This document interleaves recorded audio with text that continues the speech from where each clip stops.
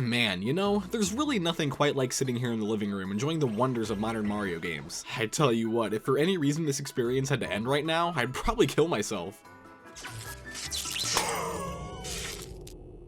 Okay, Pete, what the hell are you doing in there, man? You wouldn't get it. Man, you better hope there's another TV up here. No shot, dude. God, I don't know what's up here. We haven't been in the attic in years. Yeah, well, thanks to you, we're gonna have to... Who the hell are you?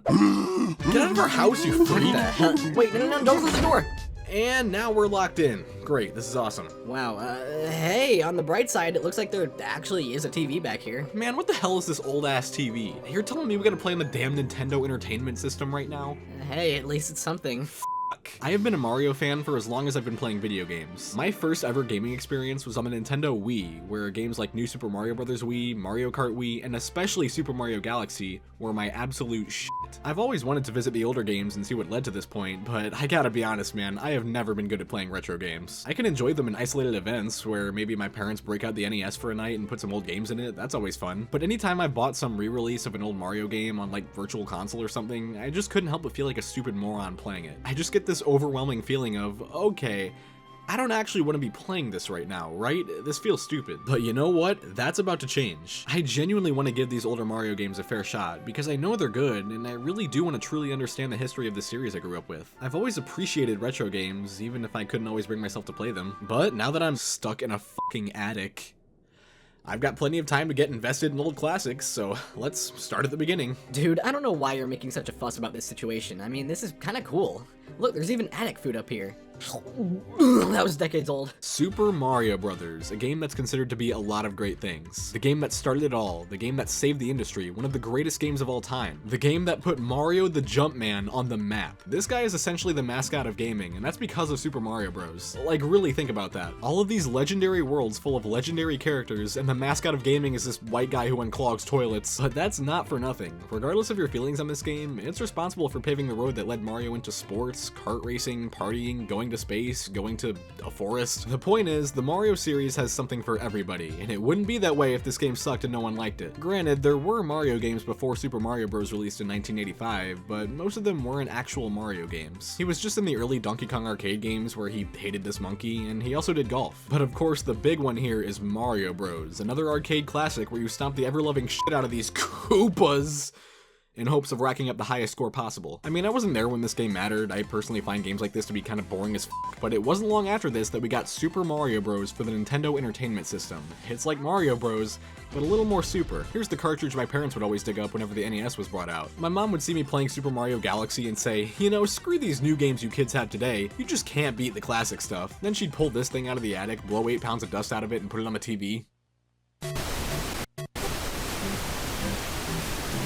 Yeah, this is unmatched. Now, many Super Mario Bros. Cartridges also come with Duck Hunt, and another handful of them also come with world-class track meet on top of that. I didn't even realize I had this, and honestly, I'm not sure why I do. I can't play Duck Hunt because I don't have the NES Zapper accessory or an old TV that it would work with, and I can't play world-class track meet either. Not because I don't have a Nintendo Power Pad, I've got those up the ass, it's just neither of us have limbs, so, well, I'd say it's about time to pop this sucker in. It's time to get super, bro. And here we are, and as is the case with every Mario game, the first question we gotta ask ourselves is, but wait, what's the story?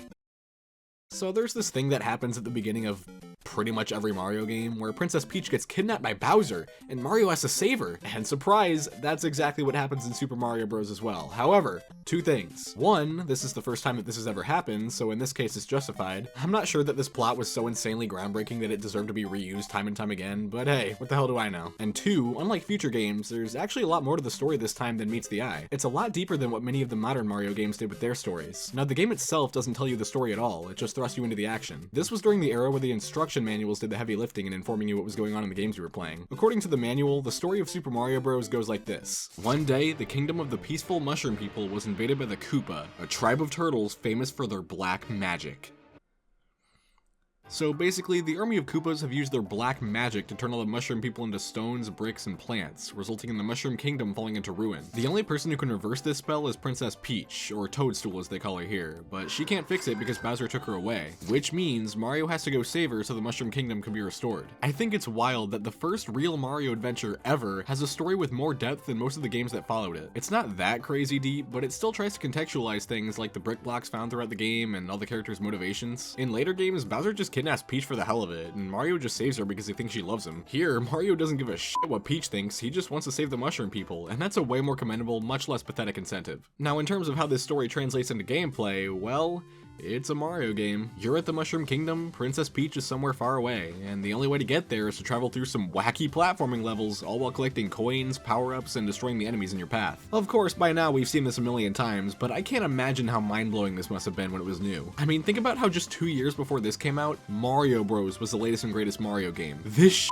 it's just a high-score game where you do the same thing over and over again. It all takes place on one screen, and the only real power-up is this POW block that clears the screen's enemies when you hit it. And then fast forward to this, a game with a world, levels that can be traveled through with a side-scrolling camera, different types of levels like water and castle, a bunch of unique enemies with different behaviors, power-ups that grant you special abilities. This all sounds like regular ass stuff now, but then let's go back to frickin' Mario Bros again, and Jesus Christ, how do people tolerate this shit? This stuff may not feel special at all after having played the newer games and just being used to it, but when you compare Super Mario Bros to pretty much any game that preceded it, it becomes apparent why it's considered such a groundbreaking title for its time. One thing that stands out about this game in the other direction though, especially after playing the newer games, is the controls. Obviously the way Mario felt to control was only going to get better over time, but still, this game's controls really took some getting used to for me after coming off the newer stuff. I think a lot of that has to do with Super Mario Maker. The way Mario controls in that game's Super Mario Bros style is definitely a lot more refined than it is in the original game. If you go into Super Mario Bros expecting it to feel like it does in Super Mario Maker, you are in for the rudest of awakenings. Mario just feels a lot heavier in Super Mario Bros than he does in Super Mario Maker. It takes him a bit longer to start running, and he seems to retain more momentum. If you run and jump forward, it's not as easy to stop your forward movement as it is in Super Mario Maker. It's not bad at all, it's just not as good as what you might be used to if you play Super Mario Maker or other modern Mario games. But who cares? Nobody plays old games expecting them to be fun to control. What really matters is the adventure and how enjoyable it is to get through. So the game consists of 8 worlds, with each one containing 4 levels. You start on the left side of each level and have to get to the flagpole on the right side of the level. On your way there, you'll pass a variety of things: floating bricks, coins, platforms, and warp pipes that take you to different areas in the level. I gotta say, the warp pipes really don't amount to a whole lot in this game. Most of the areas they take you to here are just small rooms with fuck all to do in them. We've also, of course, got the question mark blocks, your primary source of power-ups, easily the most iconic element of the Mario franchise. And might I say, the power-up roster in this game is out of this world. We've got a grand total of 3 power-ups in this game, plus the 1-up mushroom, which just gives you an extra life. Everyone knows the deal with these things. The super mushroom makes Mario grow into Super Mario, which lets him take an extra hit before death, and gives him the ability to break brick blocks by jumping into them. Okay, question. So like, if this version of Mario is only achievable through a power-up, does that mean that this is Mario's usual appearance? He's supposed to look like this? He looks like a dumbass child. Then we get the Fire Flower, which lets you shoot fireballs that instantly kill most enemies, and the Starman, which makes Mario temporarily invincible, allowing him to plow through any creature in his path like nobody's business. These things are absolute classics, and definitely necessities if you don't want to get destroyed by this game's cracked out lineup of enemies. We already know and hate a bunch of these guys from the modern Mario games, but in this game, these things really go the extra mile to make your life fucking miserable. Of course, there's basic stuff like the Goombas and Koopas, which you can just jump on to kill, and stuff like Piranha Plants, Spinies, things you can't kill by jumping on them, but are still pretty whatever. But then you got people like Lakitu, who doesn't leave you the hell alone throwing Spinies at you wherever you go. Or Hammer Bro, jumping around like a weirdo, throwing his damn near impossible to avoid hammers at you. Fuck both of these guys. And how about the bloopers in the water levels, or the Cheep Cheeps flying around in these levels? What the hell's up with these things? And then of course, every world ends with a fight against Bowser, who's actually kinda ridiculously easy to beat in most of the battles, but still, what a guy, man. But okay, we know what I think about all this game's enemies, but who cares what I think? Let's go ask the Super Mario Bros. Instruction manual what it thinks about some of these enemies, because boy does it have some insightful things to say. Little Goomba, a mushroom who betrayed the Mushroom Kingdom. One stomp and he dies.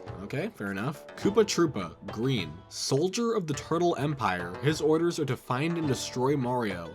Yeah, that is definitely how I describe the green Koopa Troopa, a soldier of the Turtle Empire who wants to Find and destroy Mario. Koopa Troopa, red. This turtle is chicken. Very timid, he gets scared easily and runs back and forth a lot. Bro, so if you aren't aware, the main difference between the green and red Koopa Troopas is that the red ones will turn around when they reach a ledge and start walking in the other direction, whereas a green one will just walk right off and get itself killed like a numbskull. Why this manual decides to praise the dumbass green Koopas but shit on the red ones, essentially calling them pussies, is beyond me. Pretty sure a green Koopa wrote this shit, and I'm pretty sure this counts as racism. Anywho, green Paratroopa. A bit out of control, he wings around aimlessly and comes at you all of a sudden. Okay. Red Paratroopa. This turtle is under control, but on the other hand, likes to take it easy. Oh, that was close. Chases stubbornly after Mario. A guy to look out for.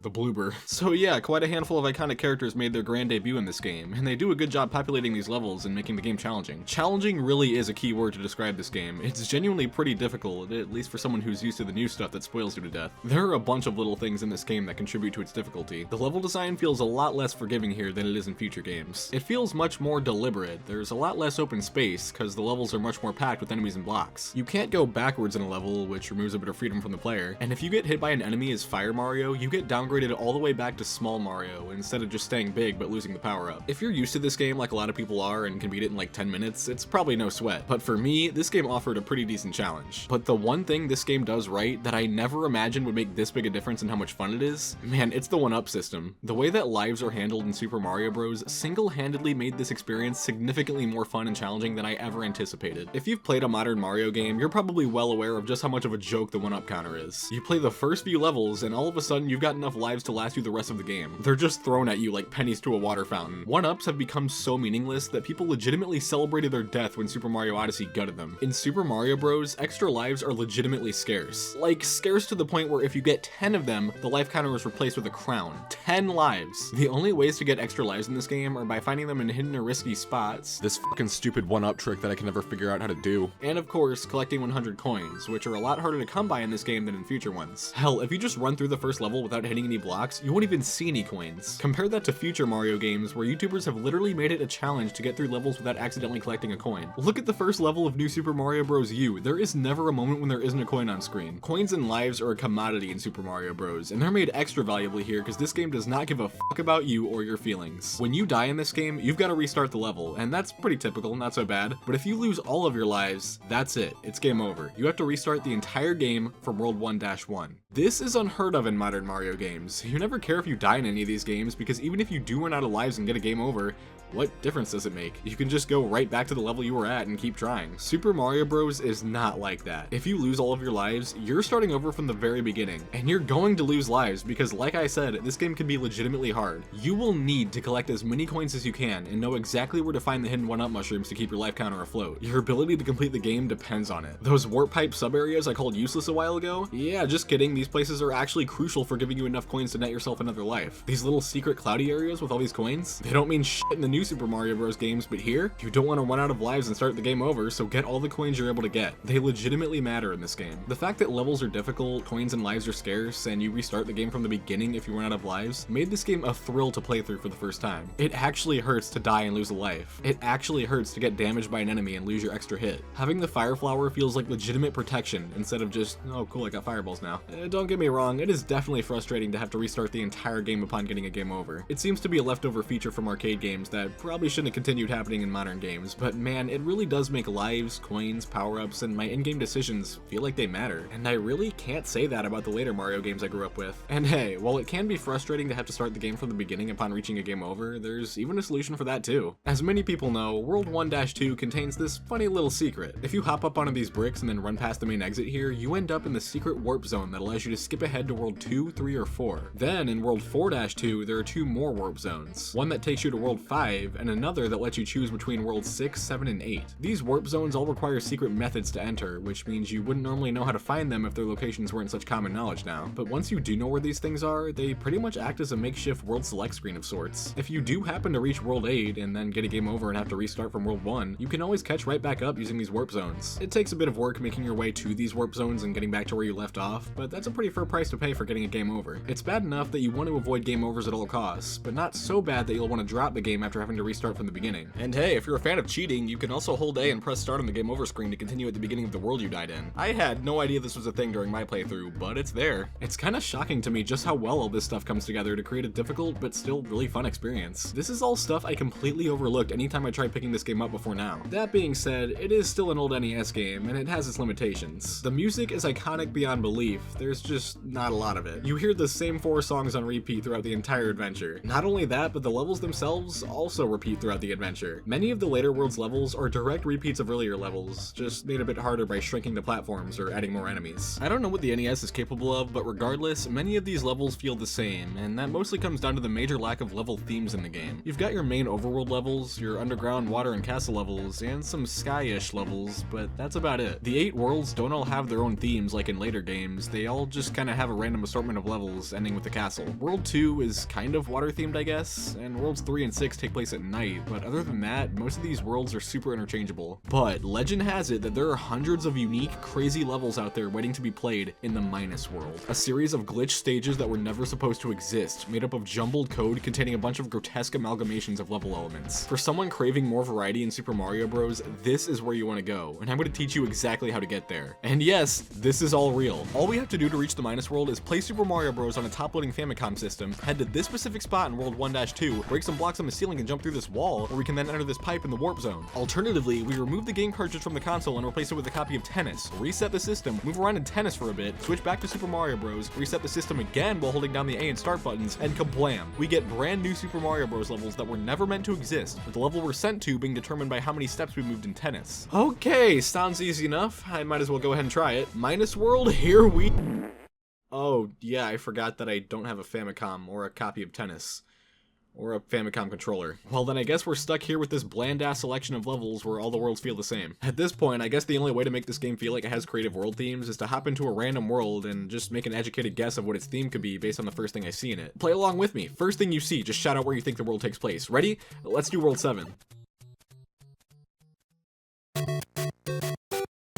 Detroit. Personally, I think it could have been cool to at least try to give each world a distinct setting. Why not have a world entirely made up of underground levels, and another one for sky levels, or even one for water levels? Now, I know what you might be thinking here. Flish, be careful what you say there, man. You know no one likes water levels in Mario games. And listen, normally I'd agree with you, but I've got a confession to make. I think the water stages in Super Mario Bros. Are like some of the most fun levels in the game. No, I am not shitting you. I genuinely think these levels are pretty cool. Something about the way Mario controls in the water and the way enemies move in these levels makes them really fun. It feels like you're playing a stressful bullet hell game where you have to pay super close attention to how you move and what's around you. You can only take 1 or 2 hits, and like I said, you really don't want to get hit in this game. Every life counts, and that makes these levels all the more exhilarating. The levels in Super Mario Bros. Are all pretty fun in general, even despite some being repeated. The castles are always a good challenge as well, all these flames and shit, and I just love how at the end of each castle, there's a mushroom retainer holding up double middle fingers as he tells you you're at the wrong castle. That's always such a treat. If I had to choose one level in this game to give a not so special shout out to, it'd be the final level, World 8-4. This level was designed by a crackhead, and I don't like it one bit. It's this weird-ass castle where certain sections loop infinitely, and you have to find specific pipes to progress, but some of them move you back to start, and there's no telling which ones those are until you get in one. It's just a bunch of guess and check in this looping mindfuck of a castle. And then you end up in this unpleasantly colored water portion with underwater fireballs rotating around nothing. Then once you get out of that section, there's this pipe that takes you back to start,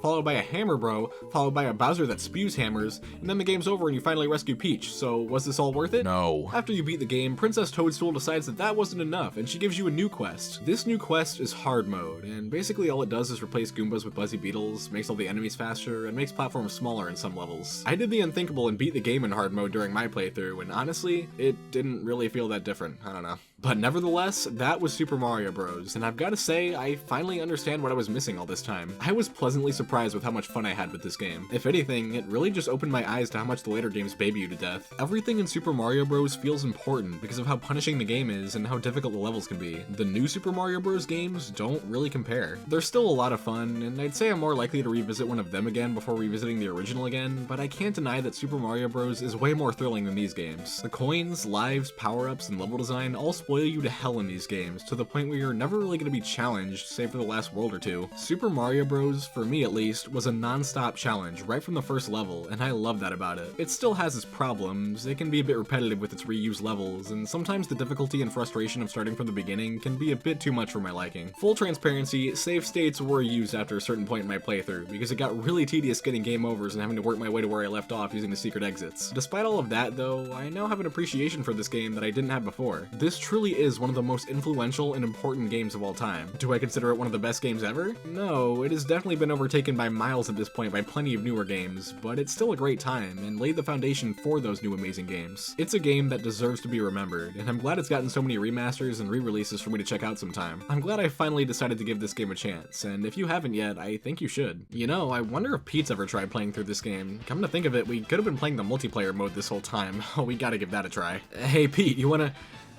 What the hell is going on over there? Dude, shh, I'm trying to hear something. What? Okay, so you remember that power outage thing I caused earlier? Yeah, it fucking sucked. That's the reason we're up here. What the hell was that, man? Alright, so basically I've been really looking forward to the live premiere of this new movie, Miku on Ice. It's a Hatsune Miku movie, and it's rated PG-13, and as we all know, PG-13 movies are allowed to use one uncensored F-bomb in the script. Sure, yeah. And like, I really didn't want to miss the F-bomb, so I went to Best Buy and bought a few dozen speakers, some headphone amplifiers, just everything really. And yeah, power overload, whoops. What kind of...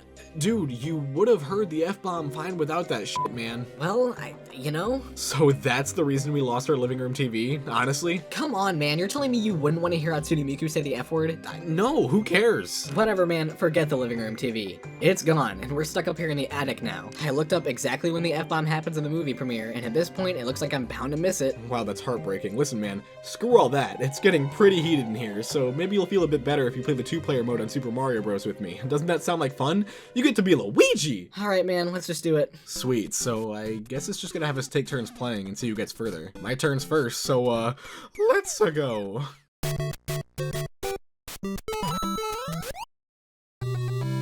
Wow, what a run. Hell yeah. Love the Goombas. Alright, whatever. It's my turn now. I'm about to drop my own F-bomb. Yeah, you didn't do very well. Wait, do you hear that? What's that cracking one? Oh shit, this heavy-ass old TV broke us out of the attic. Wow, and look at that, it landed right where our normal TV was. Perfect solution, no harm, no foul, right? I'm gonna go watch the F-bomb. Well then, let's see how Super Mario Bros. Wonder runs on this thing. Yep. Pete, you're gonna have to go get us a new... Shh, dude, the F-bomb is supposed to happen any second now. I gotta hear this. What the f***? No, come on, who's that? That was the F-bomb? Wow, that wasn't worth it.